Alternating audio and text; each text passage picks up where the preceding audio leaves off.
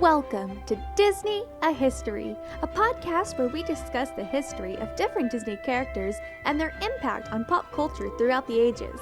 My name is Lauren, and along with my co-host Abby, we thank you for joining us on this magical adventure.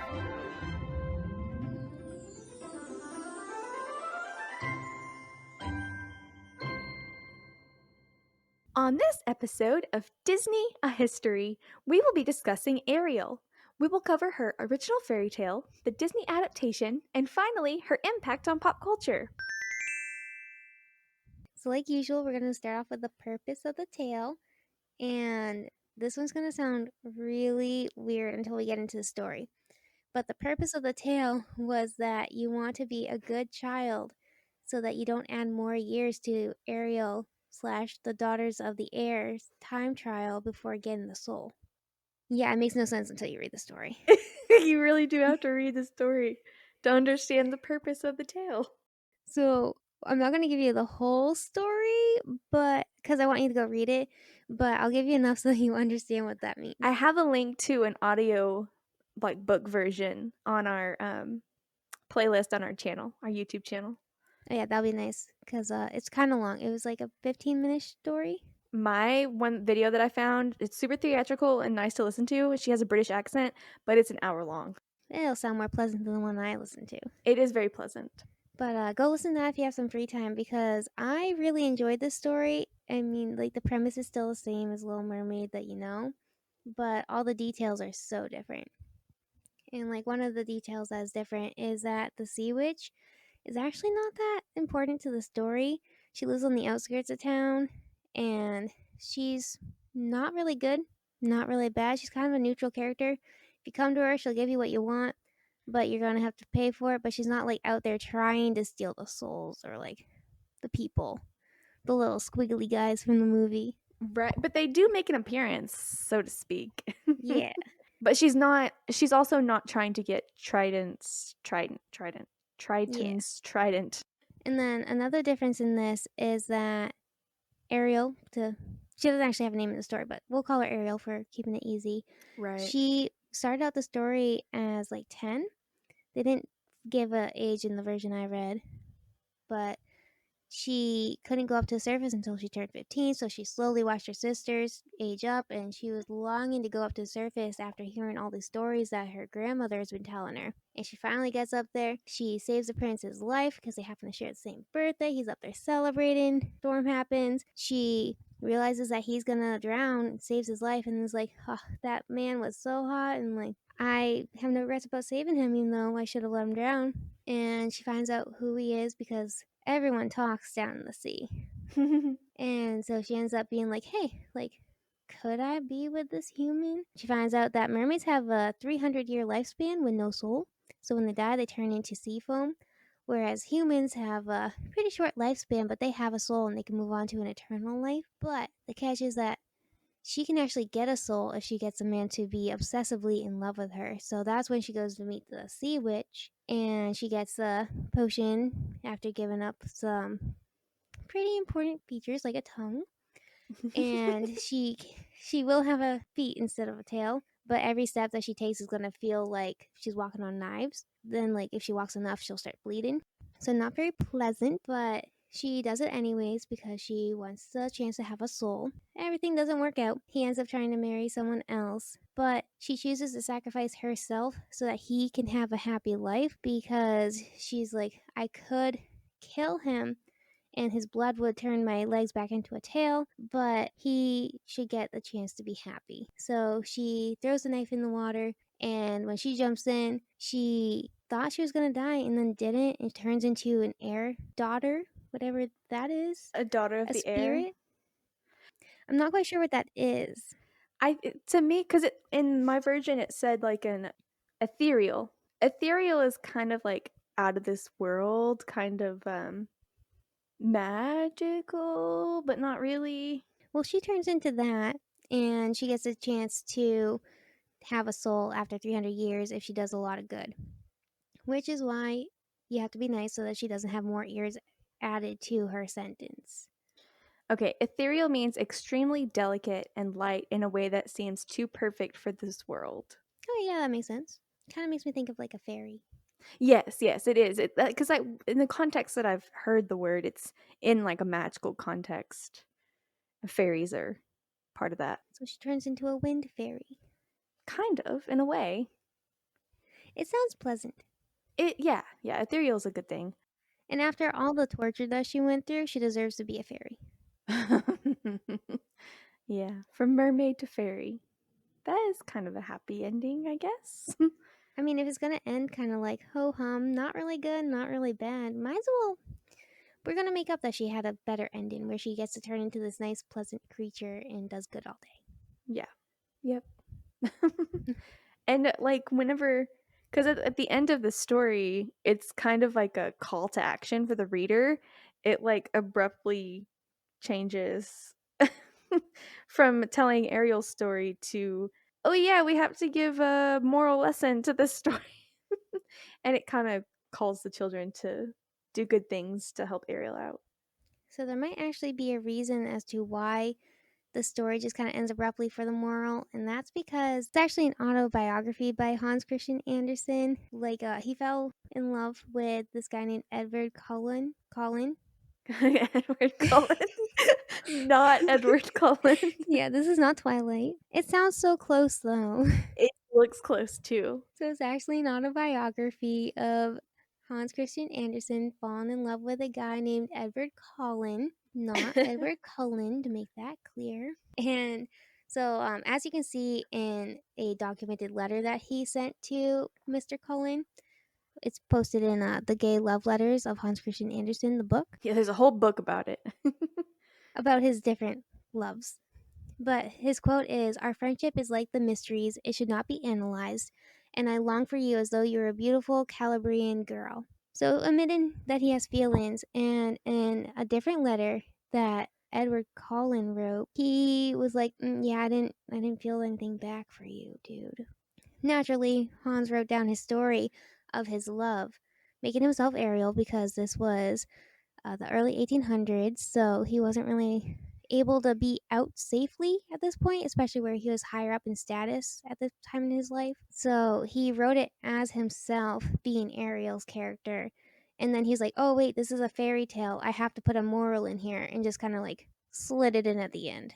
So there were a lot of elements in this story that Disney did use, as far as like the little things. There were a lot of things they didn't use, and they had to change it up to make it more family friendly. But for the most part, like if you read it, it's really not that different. And like there's like I kind of wish they would have used like the grandma in the movie. Like that would have been kind of cool. As far as the sea witch, they didn't like describe her physically. They didn't describe a lot of things physically, but Ariel actually had silvery white hair, which I thought was cool. She also had clams attached to her tail to say that she was of royalty. Yeah, yeah. And the grandma had 12 clams. But everyone else had like if they were of high status, they only got 6. But she felt because she was a grandma and she was a caretaker that she deserved extra. Well, everyone like revered her as wise and they respected her, so nobody was like she doesn't deserve it. Everyone's like, yeah, give her 12. She's done a lot for this community and whatnot, so she was respected. She honestly seems like a fun lady. I wish they wrote her in there too. Yeah, but they also like pulled a couple of elements out for the prequel, kind of. There was a few things that caught my eye when I was reading the story because I had watched all 3 of the movies already when I read it. I'm forgetting off the top of my head which parts it was. But if you go read or listen to the story and then watch all 3 movies in a row, you'll see what I saw. Well, one example of this is the grandmother. How she was a caretaker for all the girls, all the princesses in the Mhm. story.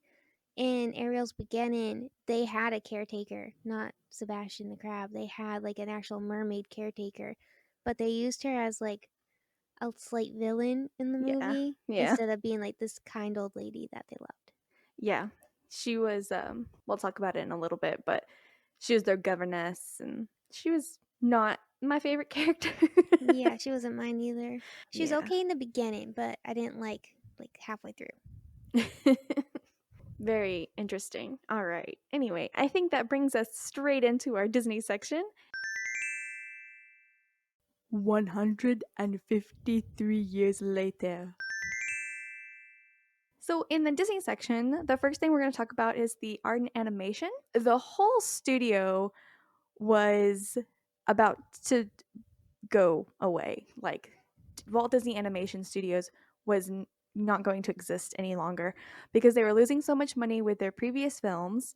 And I think this is actually a good time to bring up the eras of Disney. So the eras of the Walt Disney Animation Studio, it starts out with Disney's Golden Age, which was Snow White and the Seven Dwarfs, and it ends in 1942 with Bambi. And then we enter into the wartime era, which was, kind of more low budget films because they were working on other things like for wartime propaganda. So the films kind of took a back seat to what they were doing for the government. And then in 1950, we enter into the Silver Age, which is considered a return to the Golden Age. And that starts off with Cinderella, and it covers Sleeping Beauty and ends with The Jungle Book. The Bronze Age, which is considered the first Dark Age, starts in 1970 with The Aristocats, which makes me sad because that's one of my favorites. And ends with Oliver and Company. The Disney Renaissance, we're entering in the Renaissance with The Little Mermaid. So in 1989, we have The Little Mermaid, and then we go through The Rescuers Down Under, which is a sequel, which the Rescuers, The Great Mouse Detective, didn't do so well. So it was in the Dark Age from the previous era. And then we go into Beauty and the Beast, Aladdin, The Lion King, Pocahontas, The Hunchback of Notre Dame, Hercules, Mulan, and Tarzan. We had come out of a time period where the movies weren't doing so well, and when they decided to do The Little Mermaid, Roy Disney wasn't really sure he wanted to continue, but they talked him into it because Walt had already passed away and he was obviously no longer working on the animation studio. That's how we have our princesses are continuing to save the Walt Disney Company, even though our previous princess almost killed the company. But she didn't. We got our money back, okay? We got our money back. Hey, there's no harm, no foul. Yeah, so the thing I found about Roy was mostly just him talking about how he heard bad news, like other people talking about, like, I don't really want to go into movies anymore. Like, this is kind of more of like a museum thing now. People don't want to see animated features.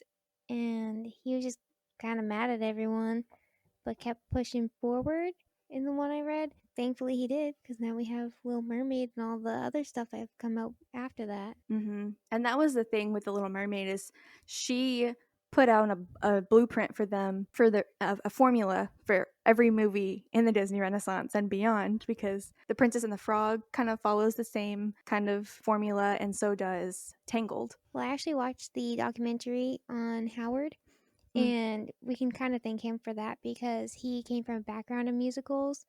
So he was like really pushing for the musical formula of like, you need the I Want song and then you need to go into this. And that's kind of what the formula came from. And then they stuck with it because it worked so well. Right. Jodie Benson went on to work in Broadway. When they were casting for Beauty and the Beast, they specifically hired Broadway actors for Beauty and the Beast, which is why it was their first Broadway film. So now we'll transition into our art and animation topic about like just fun facts. And there's a lot of fun facts for this one because it's more recent. I mean, 1989 wasn't too long ago.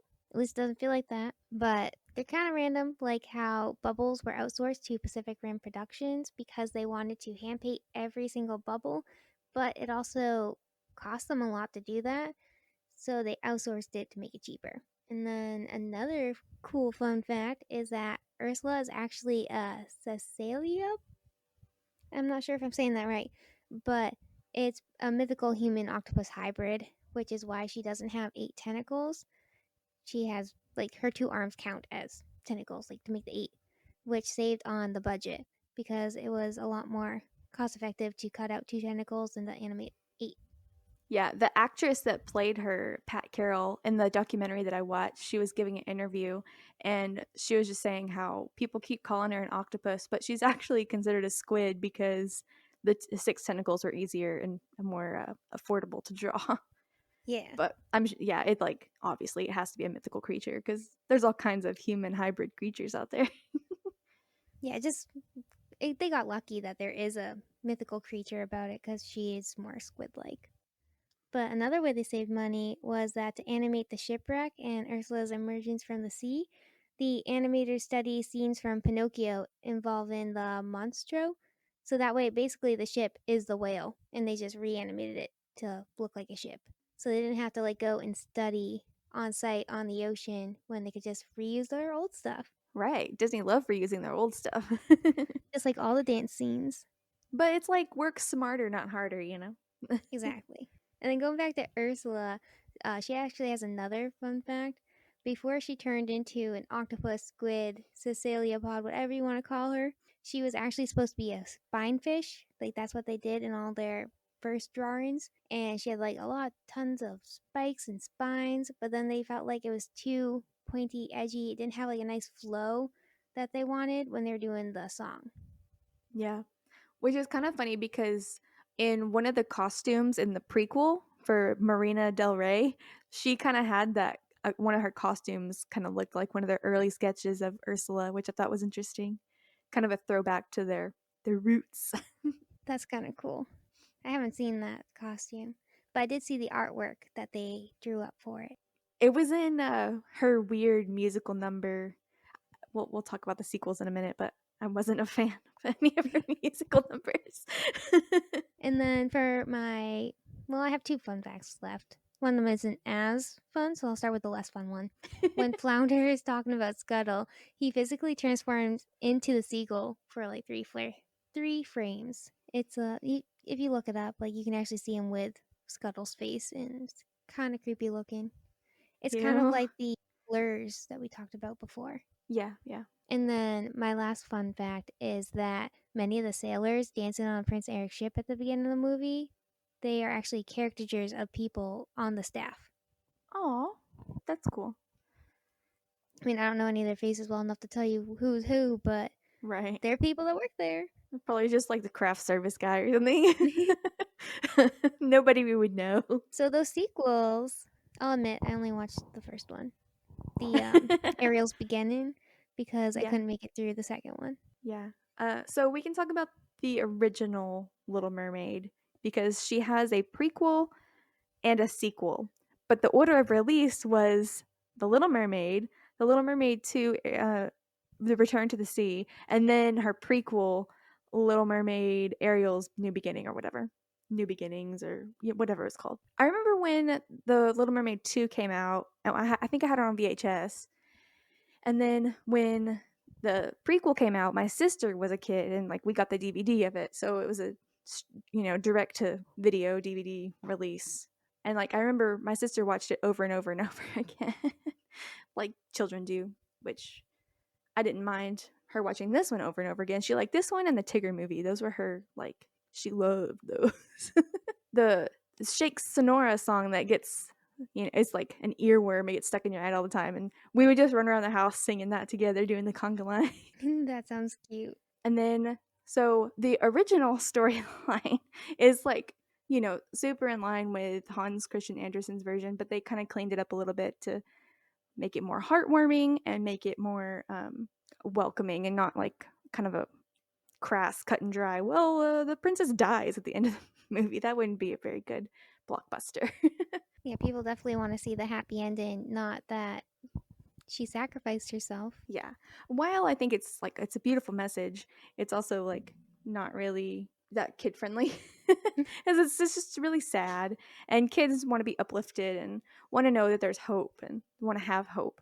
And saying like she just became a daughter of the air is not really that hopeful. It's like sure coming to air fairy sounds fun, but maybe not like this. The sea foam is always like the trope that people when I hear people talk about the original tale, they're like, yeah, the original Little Mermaid turns into sea foam. And I didn't even realize or remember that she actually turned into a daughter of the air.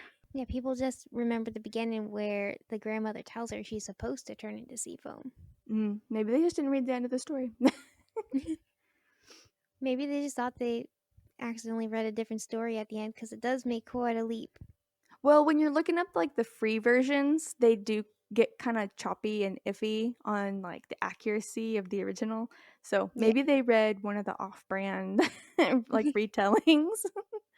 They read the Wish version. Yeah, basically. I mean, I do like it better that she turned into an air fairy thing, air spirit, rather than the sea foam. Gives Yeah. her a slight happy ending. It does give more hope to it because versus her just, ceasing to exist basically.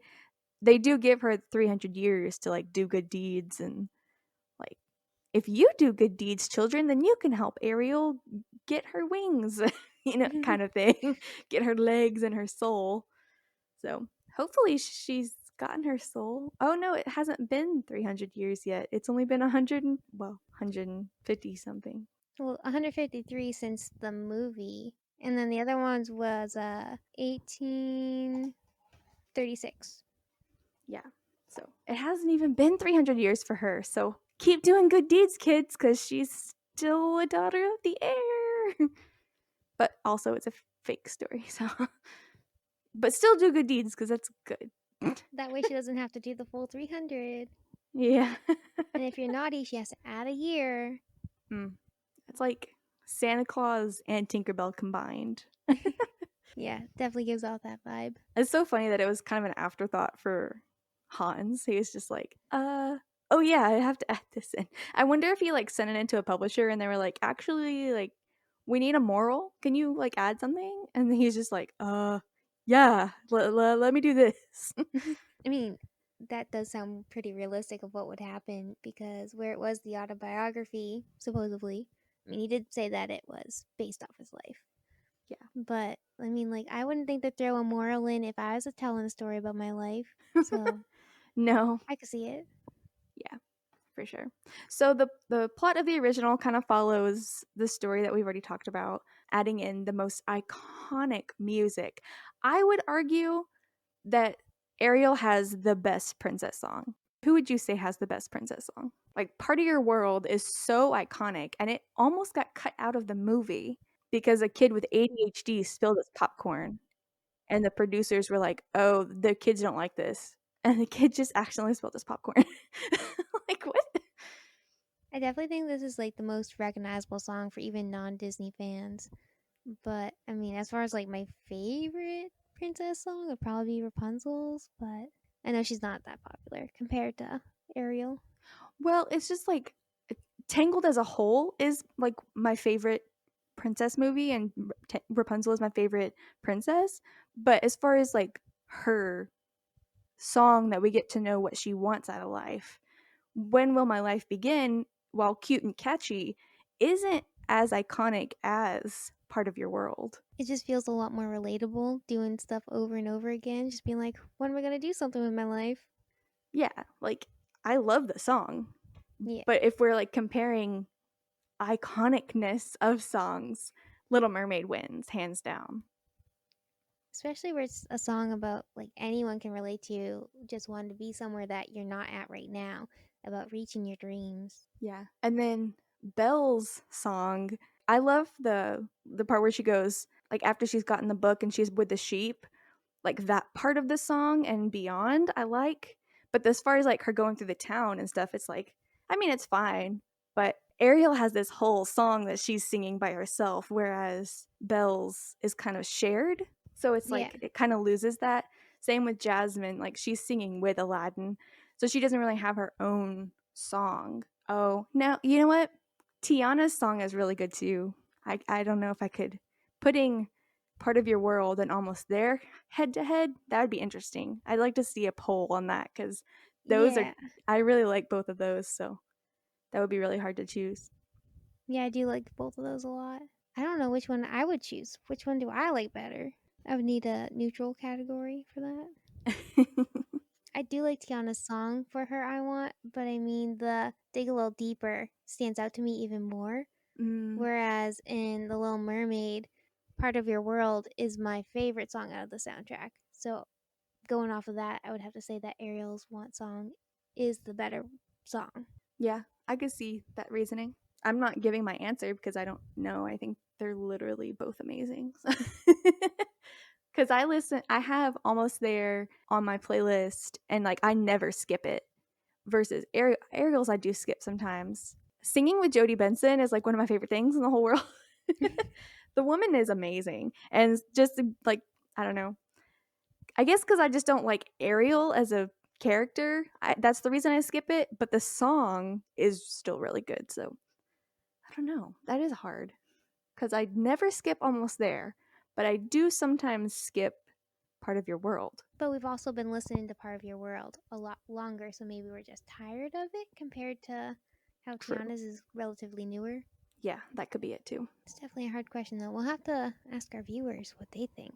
Yeah, I'm working on a like would you rather like TikTok thing for people, and maybe this can be one of them. Definitely. I think this would stir up a lot of people. Be on the lookout for our TikTok bonus content at Disney a History Pod on TikTok. It's a shameless plug. So let's talk about the prequel first, since you've watched that one recently. You didn't have time to watch the second one, but Well, I had the time. I couldn't get myself through it. I did rewatch the beginning, but I don't know. It just feels like a ripoff of their own movie, the second one. So I didn't make it through. yeah, but the prequel. So one of my biggest confusions, because I watched The Little Mermaid first on my rewatch because I was like, I'm just gonna start off with the original, and I'm just gonna watch it. And like I'd always been confused by Sebastian's job title as a child, so I was trying to figure out like, what does he do? And then he comes in and he's like, I'm a composer, and I'm like, okay, then why? How do you turn into Ariel's babysitter? And then the second one kind of answers that question for us. It's like, ¿por qué no las dos? He does both, man. He's why not both?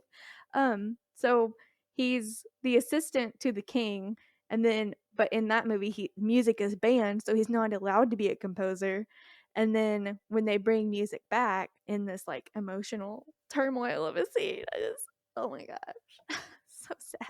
When they bring music back, he becomes like the royal composer for the things, and it's just a very strange job to be the assistant to the king and the royal composer and Ariel's babysitter. Like, what? But was he really the babysitter when he just happens to get into trouble when he's trying to help her out and by helping himself out? Because if Ariel gets in trouble, then Sebastian would get in trouble for not being on top of whoever's supposed to be watching the kids. Well, no, because Marina Del Rey is like the governess of all the princesses, but like midway through the movie, Triton looks at Sebastian and says, "You keep a close watch on Ariel because I'm concerned about her." So he specifically tells Sebastian, much to Marina's dismay, because she wants Sebastian's job as the first or like second in command to the king. And he tells Sebastian to watch Ariel closer because, Miss Thang over here ain't doing her job. He didn't say that, but essentially that's how she took it. I mean, they should have just talked to her about it. I mean, if she's not doing her job, then maybe take a look at what she's doing. Yeah, she's creepy. At that point in the movie, Sebastian wasn't doing his orchestra thing because music wasn't allowed. So he might have had time after being the assistant to just run off and watch Ariel. Yeah. I mean, he couldn't do both 24 hours, but I mean, she's a teenager. How much trouble can she get in? According to her dad and him, like, yeah, she's trouble, but she can't be that bad. Yeah, strange. Because like I feel like the animators of the second and prequel like knew that his job title was kind of ambiguous, so they like tried to clear it up, and they just kind of made it more confusing in a way. It's like, oh yeah, just yeah, Sebastian does it all. He's a crab that can do literally anything, and that does not make sense. Because what's the lifespan of a crab? Because he's been around since Ariel's mother, and that happened what 10 years prior to this like taking place, so that's at least 10 years. And then he's around for Ariel's daughter. But you can't go off of the lifespan of a crab because, I mean, yeah, they call him Sebastian the Crab, but he's also like half lobster because one of his hands had to be a lobster due to the fact of how he moves. Because a crab can only go certain directions, whereas a lobster has like the other direction and he's going all over the place. And in the TV show, actually, they did mention that he can only walk side to side, but in the movies, you definitely see that he goes forward too.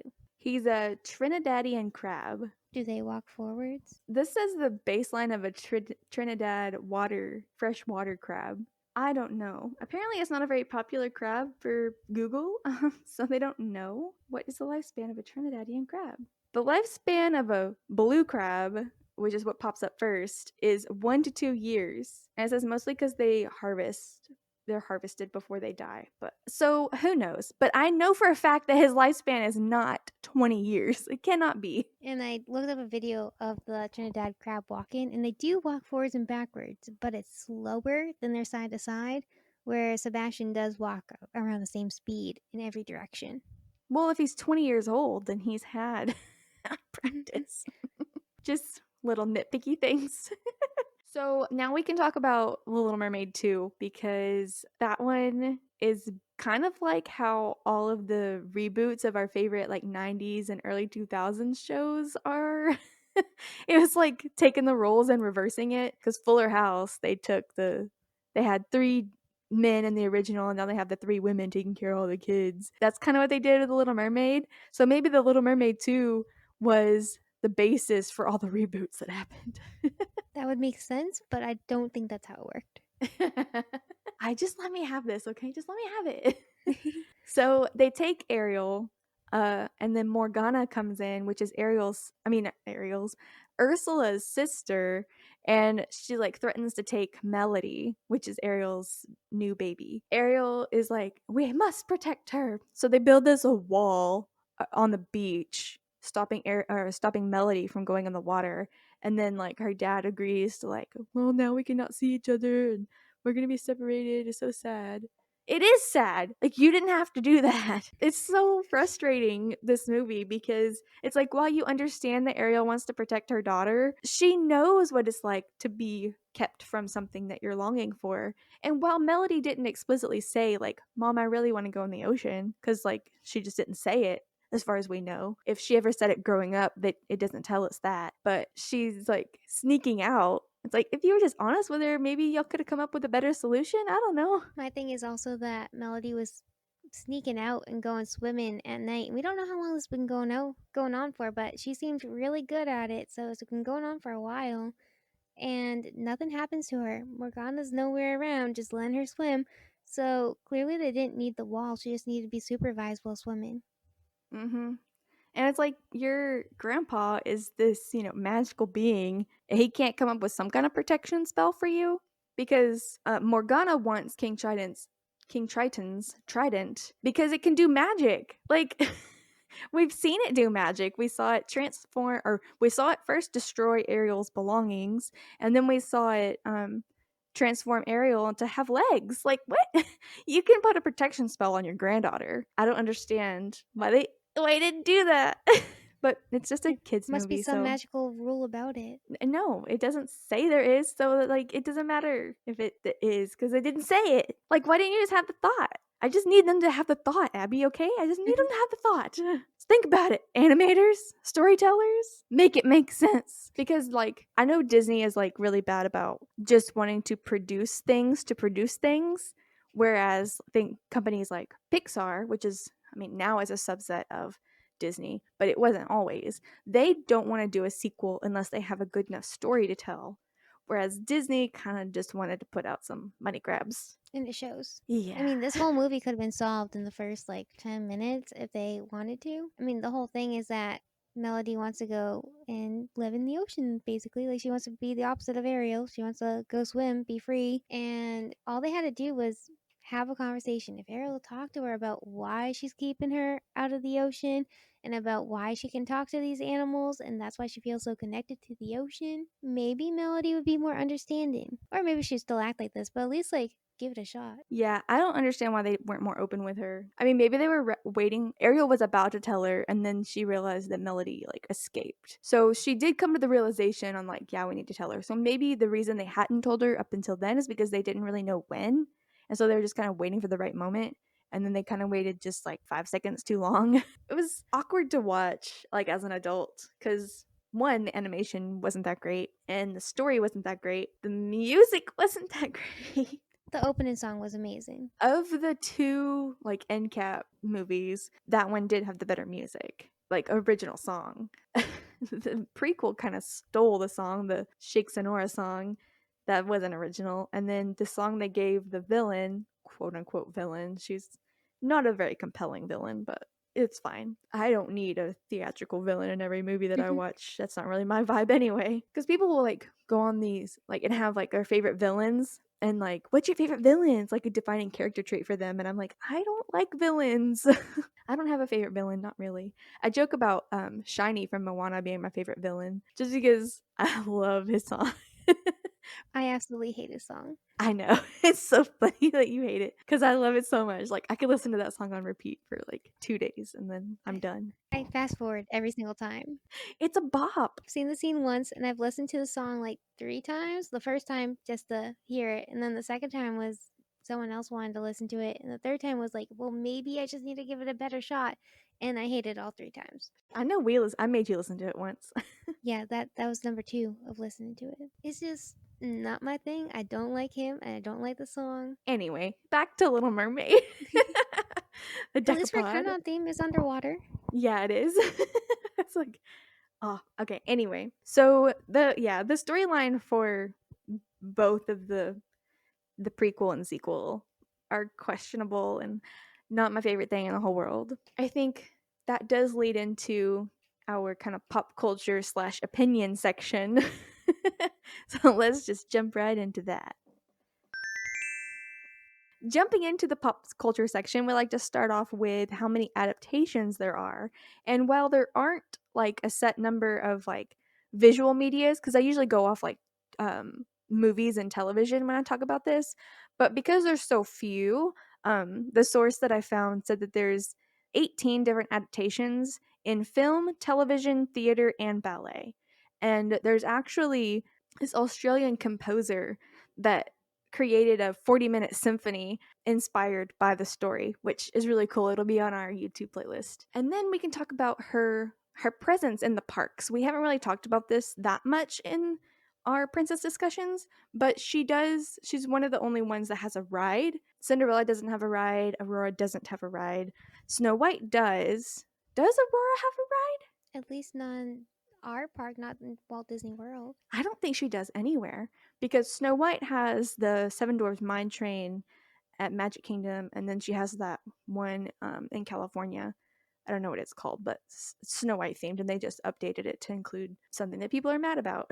It is interesting that Cinderella doesn't get a ride, but her prince does with a carousel. Ah, yeah, that Because is like interesting. they could have at least like put her name on there somewhere, like the Charmings or something. The Charmings, like the 1980s television series. Yeah, My favorite thing. So funny. I still but wish no, I could he watch gets the all the whole credit. thing. Yeah, he does get all the credit.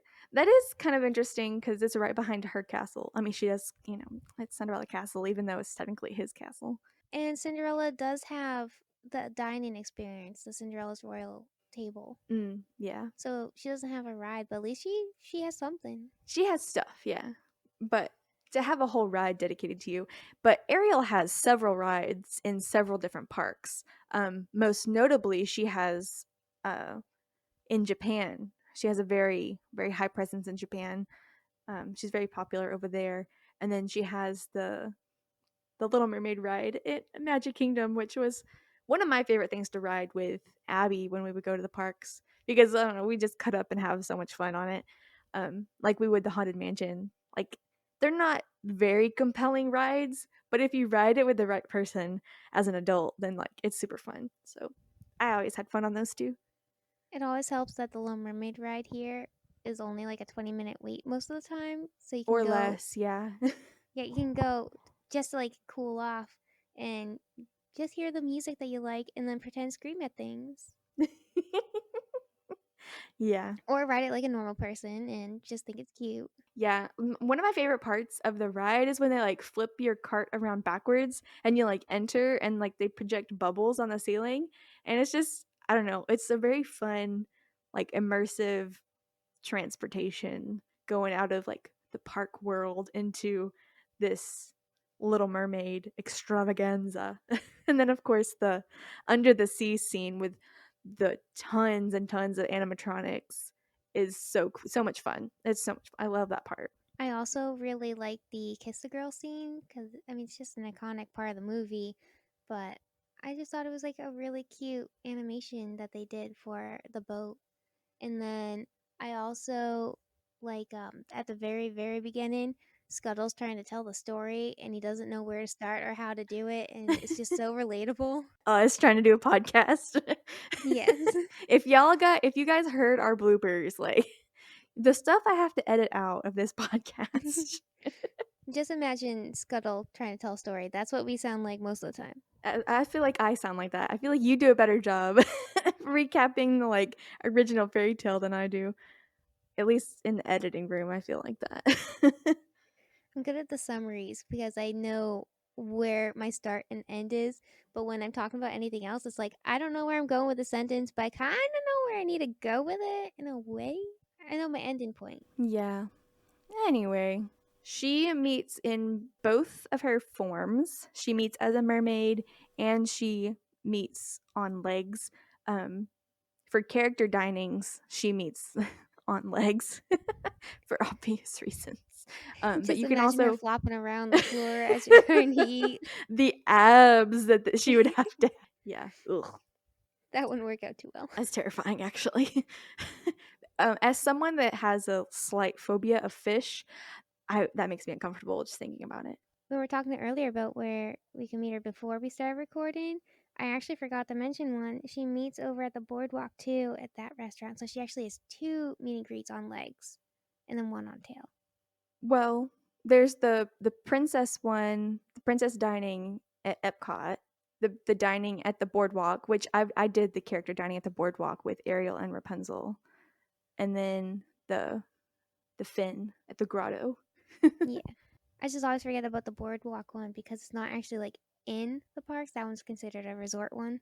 Right. We are not experts on Disneyland. We worked at Walt Disney World, so any fun facts about Disneyland we just don't have in our back pockets like we do for World.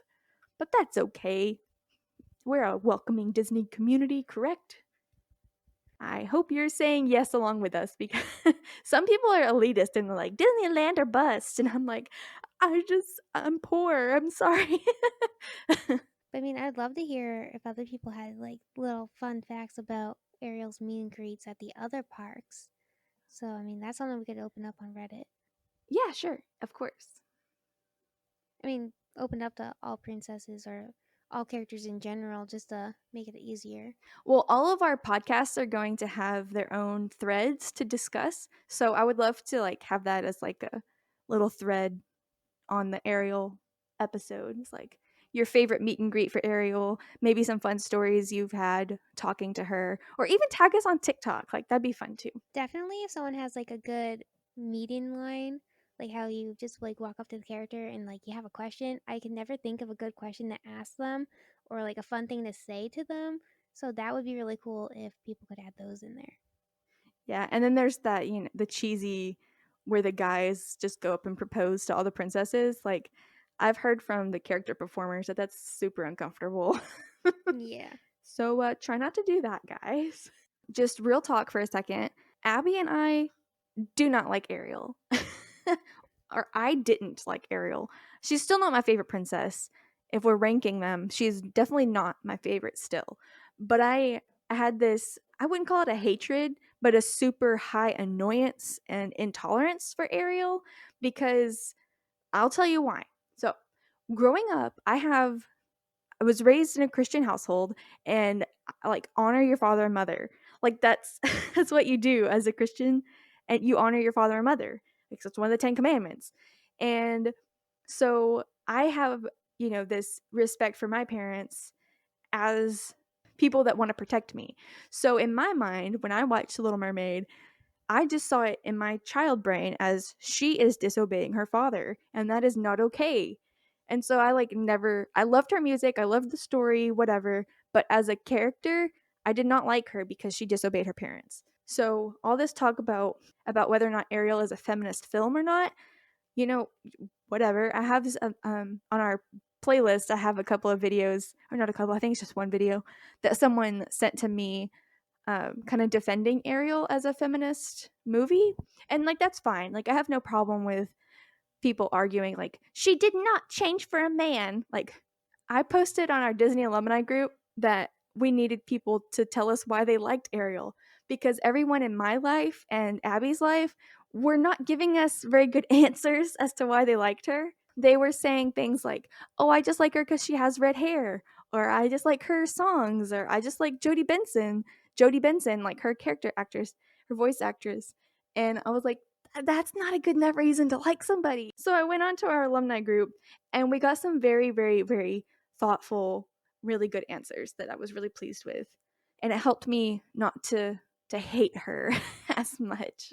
As for me, I wouldn't really say like I dislike her or hate her. I was just very neutral about her.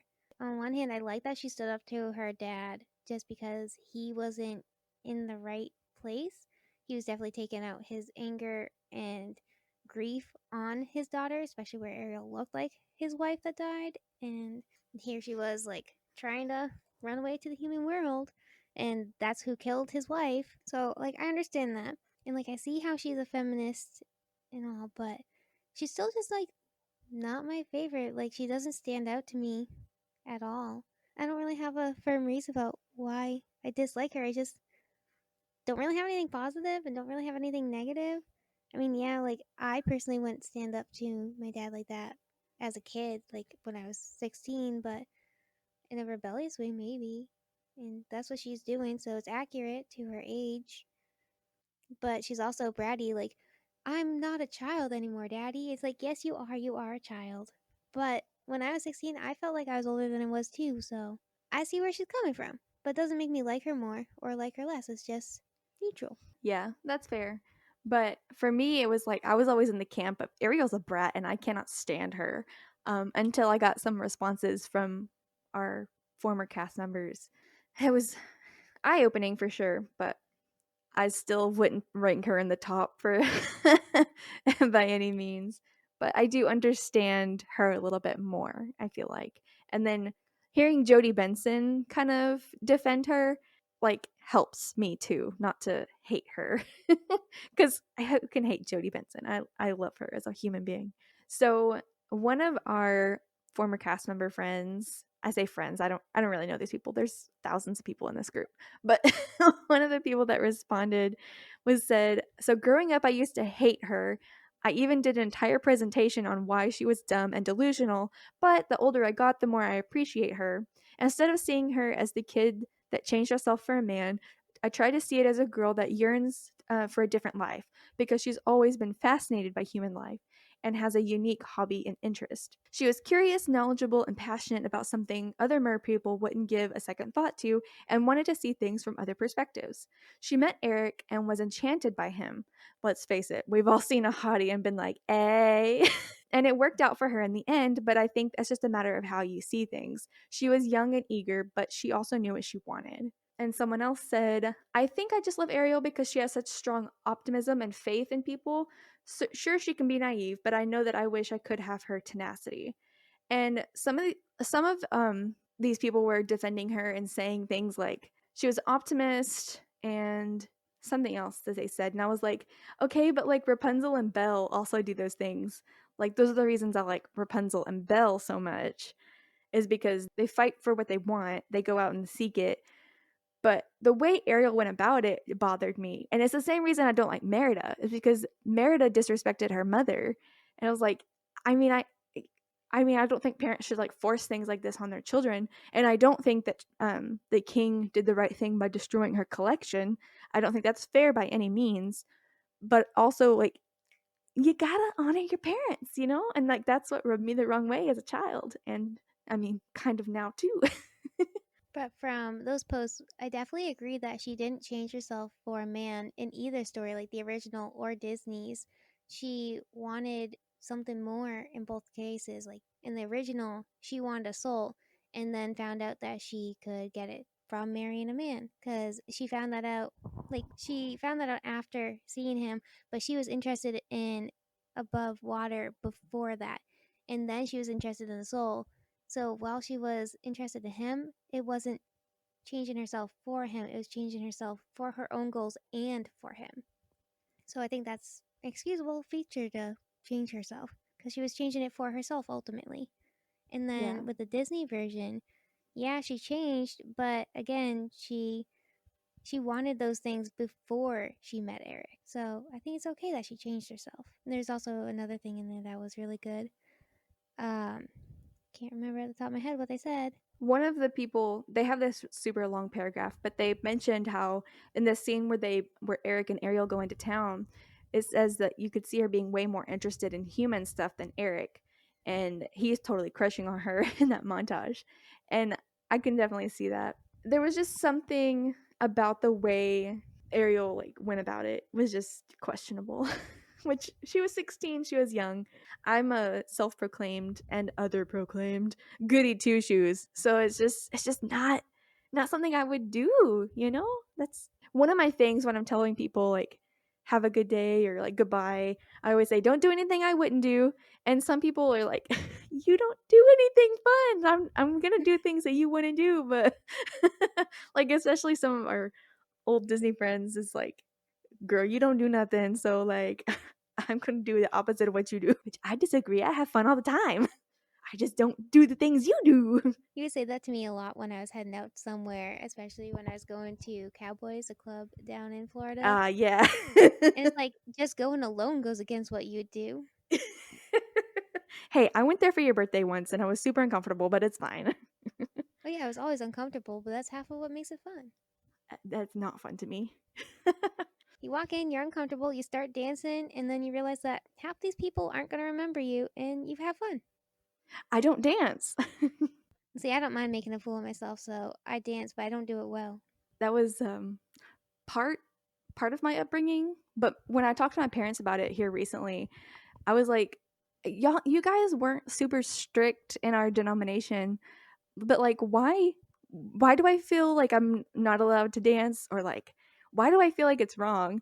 And she was like, I don't know, we never said it was wrong, we just didn't dance because we can't dance, so we never encouraged it because they didn't discourage it. But in my like kid brain I was like, oh no, I'm not allowed to dance, and I no one ever told me that I couldn't. But to this day I'm like, oh no, I don't dance. Just kind of as a rule, I don't know, it makes me uncomfortable.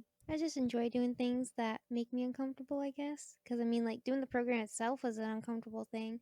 I don't like leaving that far from home. I mean, my school's 2 hours away. The farthest I've been away for, like, long periods of time was 2 hours. So that was the first thing that I ever did that was more than 2 hours away from my house. And then on my mini vacations, what I call it, on my working vacation, I did a lot of things that I felt uncomfortable, like going to the parks alone, going to a club with friends. Like, I just like putting myself outside and seeing what I can and can't do. So I never had that issue of like, oh, I can't dance, so I'm not going to. And my brain never said like, oh, I shouldn't. But another thing that they like said in Ariel's defense was that they thought it was really cool that she was so willing to accept a culture that wasn't her own, and that she just nobody else was interested in this human culture, but she was, and they thought that was really cool. Especially with like the racial things that we're facing nowadays, I could definitely see how she would be a good role model in that area. I also saw how someone said that she gave up her privilege, and they're definitely right about that. I mean, she's a princess and now she's going onto land. She can't speak. She doesn't know how things work. I mean, she thinks a fork is a hairbrush. So she literally is giving up everything and is basically becoming a child again with like all her childlike wonder. And like she's given up a lot to be able to follow her dreams. I mean, Yeah. she is looked at as this like highly viewed person being a princess, and then she went to being like a nothing.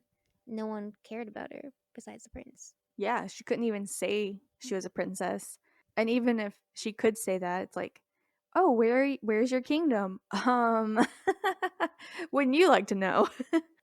Some of our like baseline questions that we ask in this section, we've kind of already answered about what we like and dislike about her.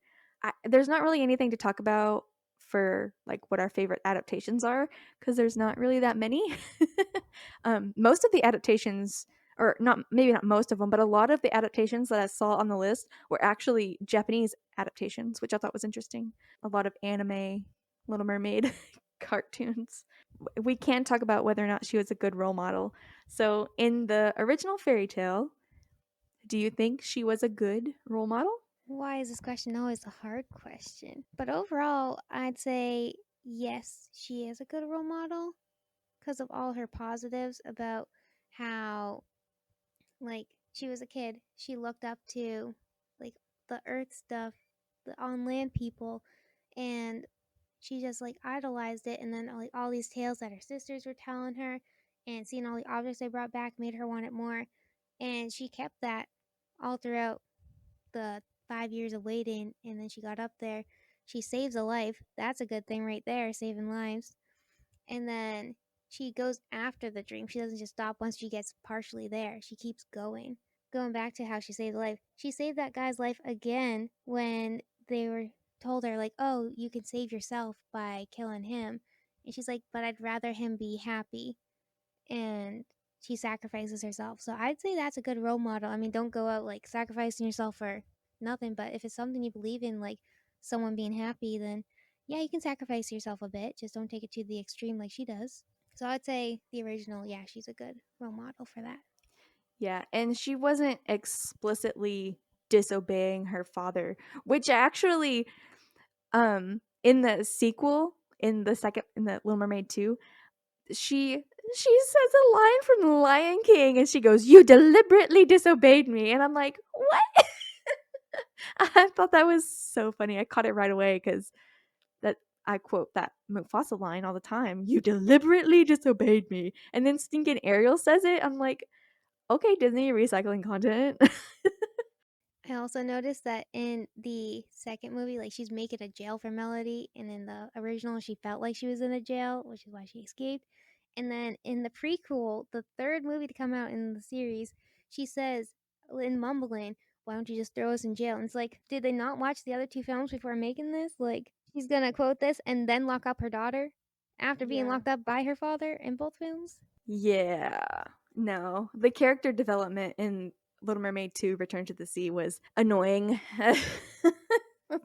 It did not make sense. It just feels like she would have handled that a different way. It was kind of like the forbidden Harry Potter the cursed child that no one likes to talk about because it's so odd is like Ron in that play was not the Ron that we knew and loved. So it's super annoying seeing a character that you're certain would act a certain way and they don't because the author slash screenplay writers don't do it justice. It's not fair, it feels like. Especially when they should know the characters better than us.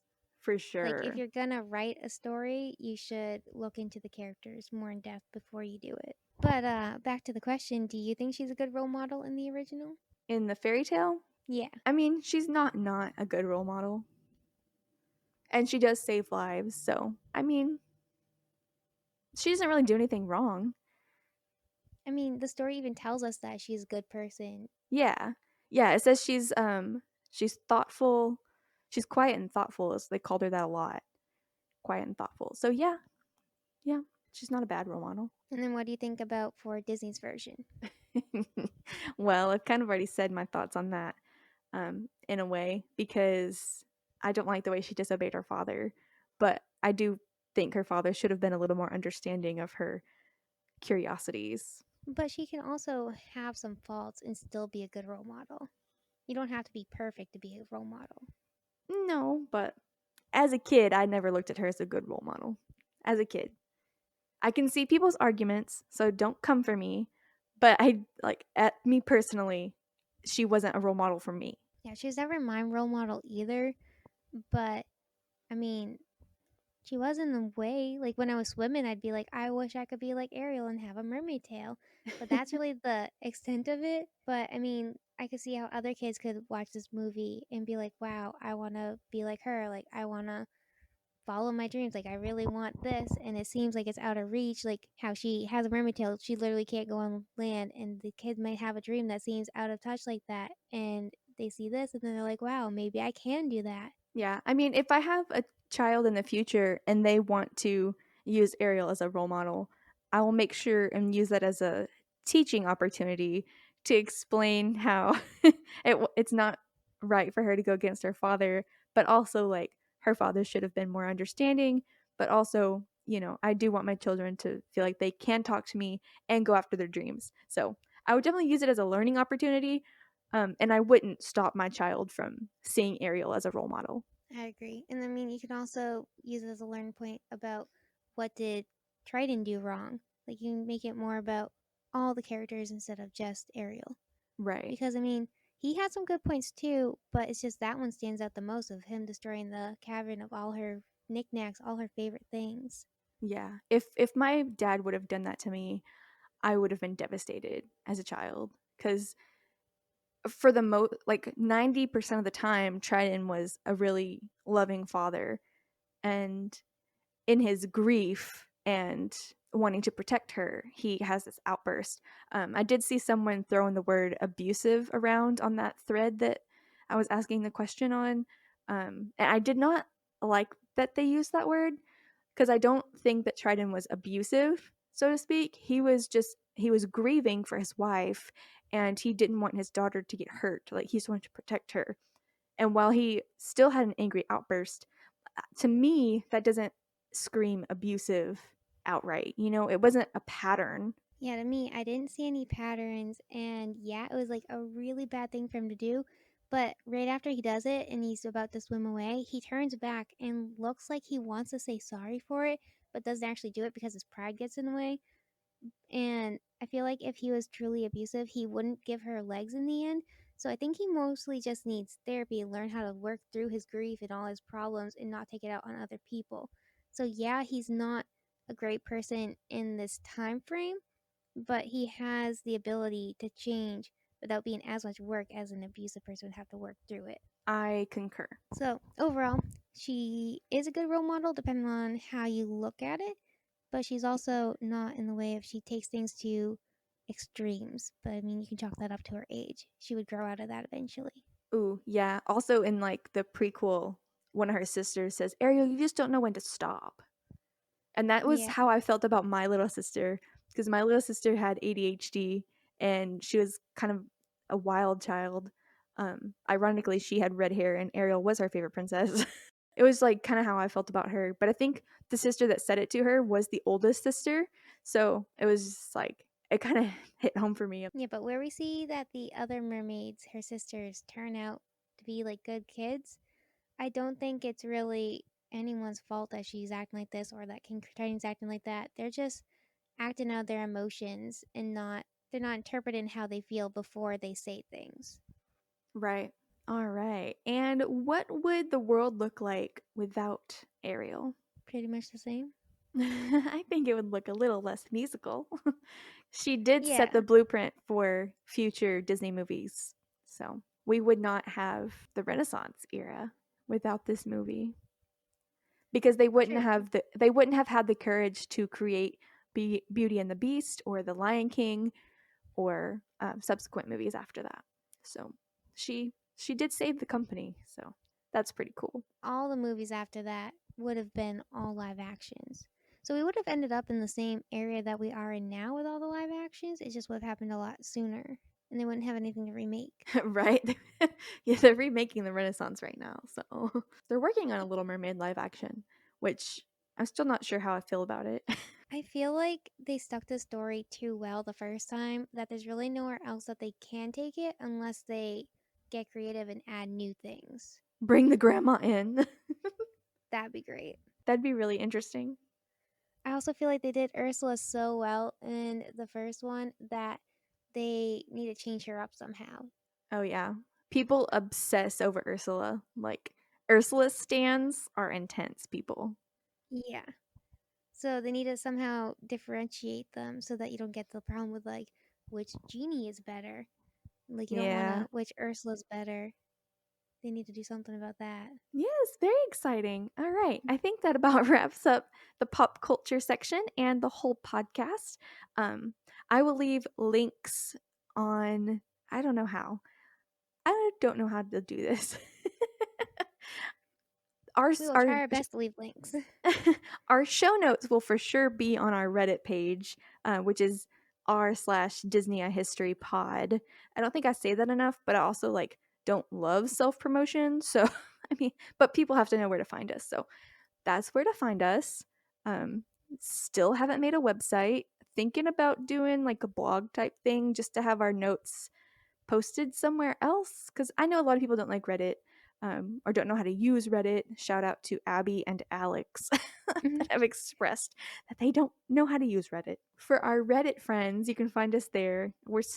I don't want to do a Facebook group just because I'm trying to get away from Facebook.